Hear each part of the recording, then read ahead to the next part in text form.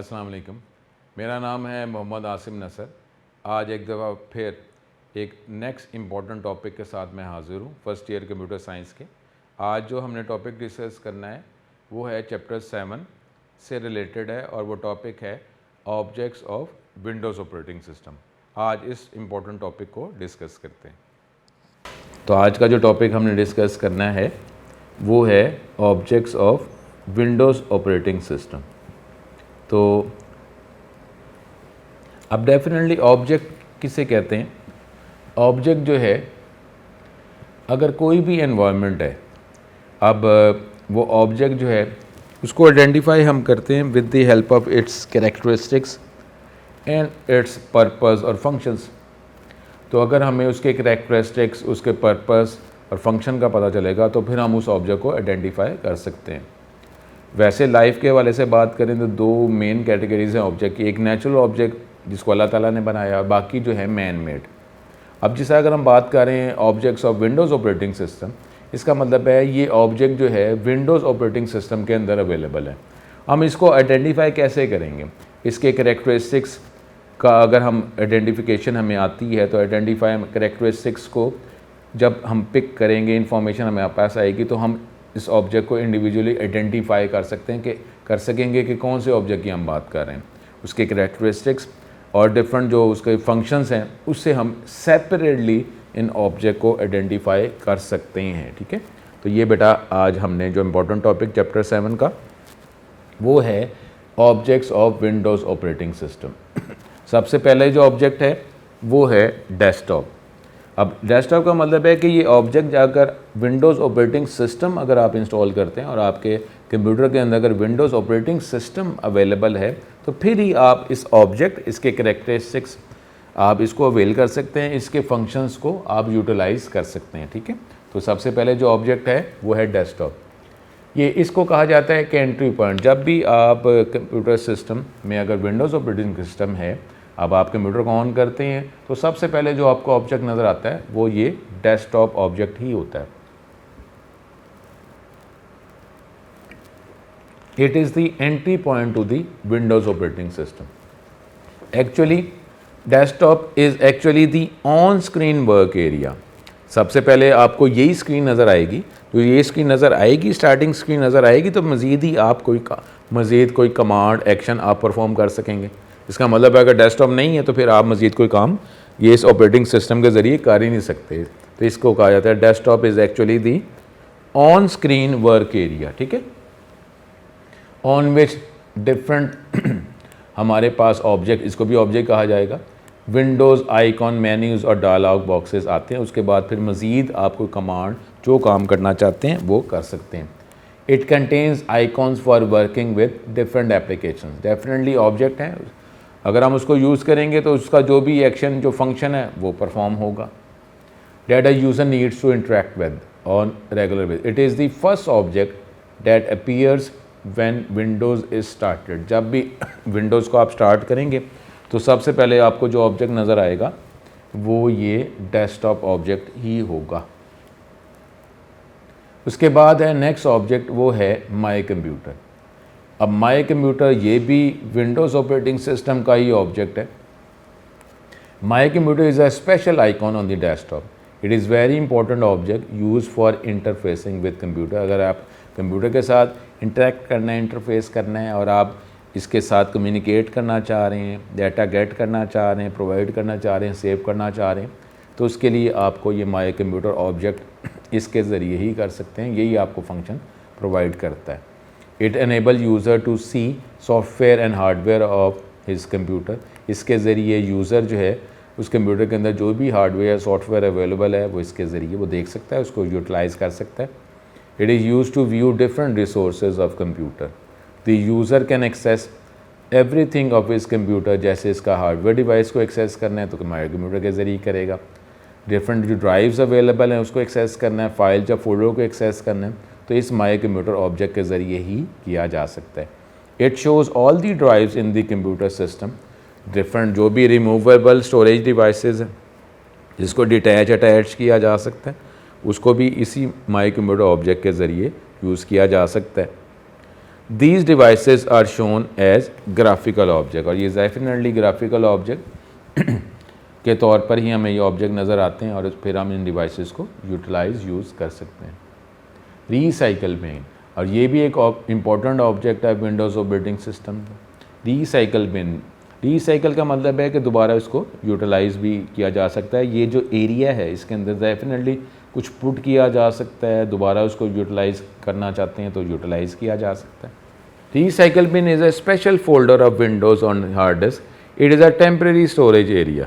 ये temporary storage area है जहाँ पे आप कोई फाइल या ऑब्जेक्ट अगर आप स्टोर करना चाहते हैं या डिलीट किया तो वो ऑटोमेटिकली इस एरिया में आ गया, तो ये टेम्प्रेरी स्टोरेज एरिया।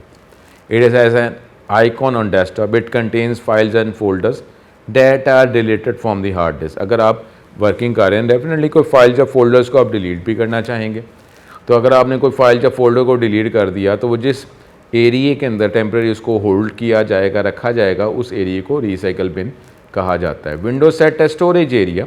विंडोज़ ने एक special storage area temporary provide किया जहाँ पे इन फाइल्स को या फोल्डर को जिसको आपने डिलीट किया उसको रखा जा सकता है।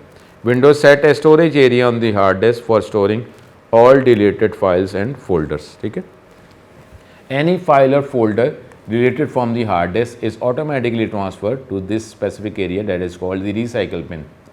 लेकिन अब ये टेम्प्रेरी एरिया है और क्योंकि अभी इस टेम्प्रेरी एरिया में फाइल्स या फोल्डर्स मौजूद हैं, तो इन केस अगर आप कोई गलती से फाइल या फोल्डर डिलीट हो गया और आप उसको दोबारा यूटिलाइज़ करना चाह रहे हैं, तो क्योंकि अभी विंडोज़ के अंदर ही अवेलेबल है, ऑब्जेक्ट के अंदर ही मौजूद है, तो आप उसको यूज़ कर सकते हैं।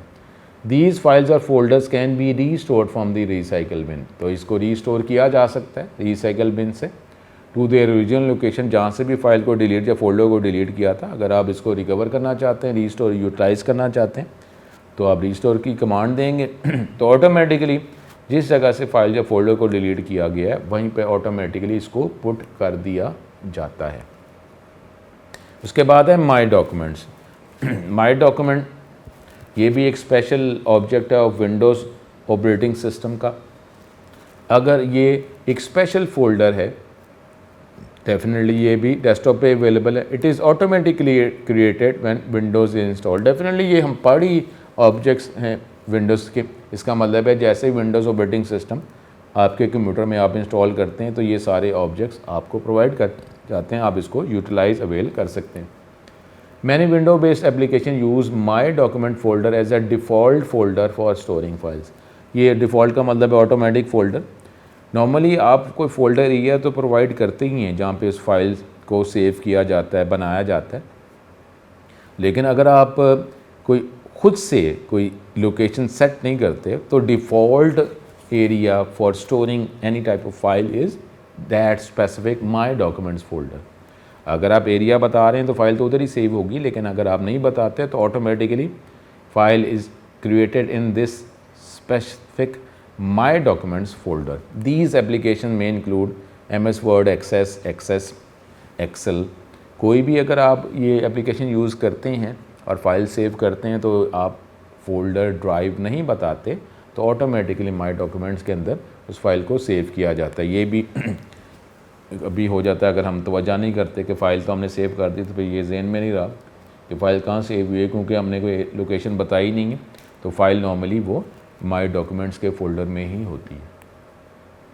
Windows operating system automatically saves files created by the user when the user do not specify path where that file should be saved. तो ये ऑटोमेटिकली अगर आप वो नहीं बताते कि फ़ाइल कहाँ सेव करनी है तो विंडोज़ ऑटोमेटिकली माई डॉक्यूमेंट के फोल्डर में उसको सेव कर देता है। फिर है माई नेटवर्क प्लेसेस। डेफिनेटली हम ये ऑब्जेक्ट का नाम ही नेटवर्क प्लेसेस है, इसका मतलब है network that is a combination of different computers. ठीक है, तो अगर आप इन सारे कंप्यूटर्स जो नेटवर्क से ही अटैच हैं उसको आप एक्सेस करना चाह रहे हैं, उसके अंदर जो भी स्टोरेज एरियाज़ है, जो भी उसमें के अंदर ऑब्जेक्ट्स अवेलेबल हैं उसको आप यूटिलाइज़ करना चाह रहे हैं, यूज़ करना चाह रहे हैं, तो माई नेटवर्क प्लेसेस के ज़रिए आप यूज़ कर सकते हैं। It is a folder available on desktop. It contains icons that represents all the computer systems connected with a network। इसमें डिफरेंट आइकॉन्स हैं जो डिफरेंट इस नेटवर्क में कंप्यूटर सिस्टम को रिप्रेजेंट करते हैं, वो आइकॉन्स की सूरत में आपको नज़र आ रहे होते हैं। अगर आप किसी स्पेसिफिक आइकॉन पे क्लिक करेंगे तो उस कंप्यूटर के अंदर जो भी रिसोर्सेज अवेलेबल हैं फिर आप उसको एक्सेस कर सकते हैं। In the Microsoft Windows operating system my network places is the network browser feature. Definitely ये फीचर जिसके ज़रिए आप नेटवर्क में डिफरेंट कंपोनेंट या कंपोनेंट्स या कंप्यूटर जो अटैच हैं उसको आप ब्राउज़ कर सकते हैं फ्रॉम XP सर्वर कुछ भी, ठीक है। It outdated the network neighbourhood feature. पहले ये इस ऑब्जेक्ट का नाम नेटवर्क नेबरहुड था, अब इसको जो है माई नेटवर्क प्लेसेस के साथ रिप्लेस कर दिया गया। विंडोज़ एक्सप्लोरर ये भी एक ऑब्जेक्ट है, इसके ज़रिए भी जो फाइल्स या फोल्डर जो अवेलेबल हैं कंप्यूटर में आप उसको एक्सेस कर सकते हैं। मे बी ये ज़्यादा एक इजी वे प्रोवाइड करता है ब्राउज़ का as compared with my computer, और ये एक आपको हायरार्की में ये फाइल और फोल्डर जिस ड्राइव में अवेलेबल है और आगे फ़ोल्डर कौन सा है, सब फोल्डर कौन सा है, ये आपको हायरार्की में दिखाता है। तो ये एक बेटर एक व्यू है, दिखाता है as compared with my computer object. Windows Explorer acts as a file manager or directory browser. It provides an efficient way for locating and managing files and folders. It also provides the most efficient way to manage other computer resources. File copy करना है, create करना है, move करना है, cut करना है, तो better एक view दिखाता है। User can easily browse through drives and other resources of the system, ठीक है।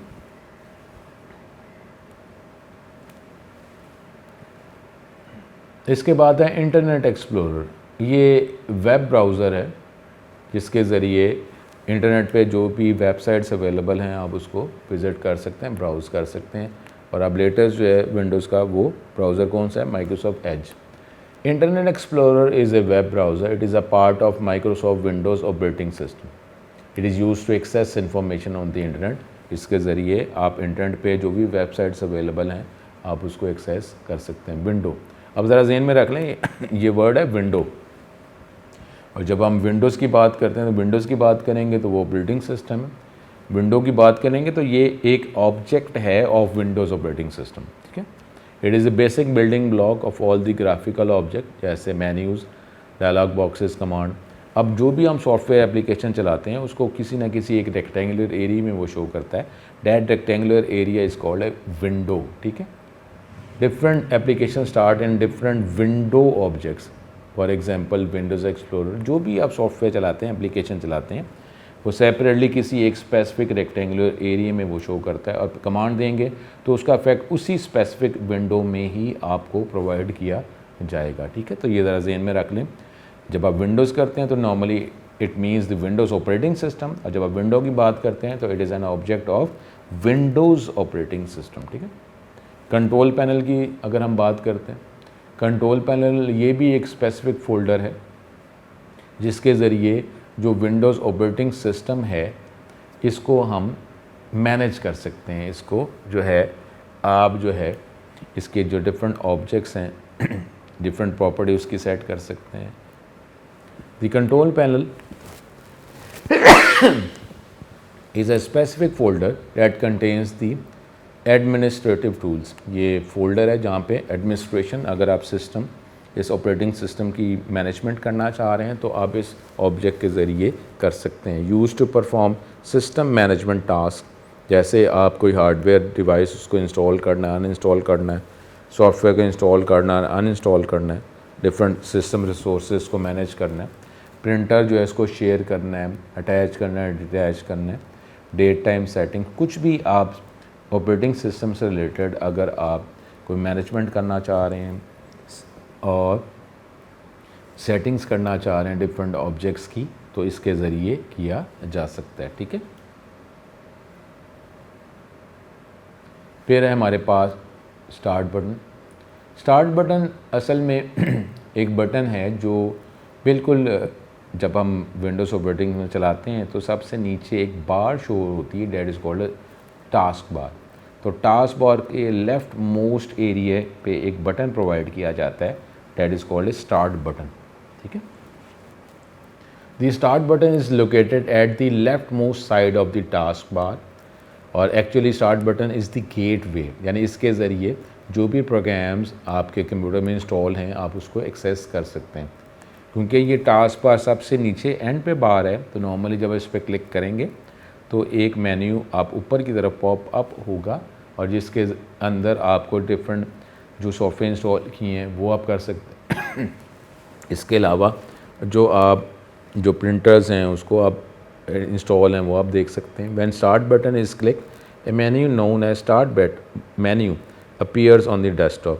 It is a place from where the user can access and run most of the programs जो install हैं आपके computer के अंदर, आप उसको एक्सेस कर सकते हैं। ठीक है, तो ये था हमारे पास ये आज का टॉपिक, जो टॉपिक था objects of Windows operating system. ठीक है, तो ये हमने डिस्कस किया।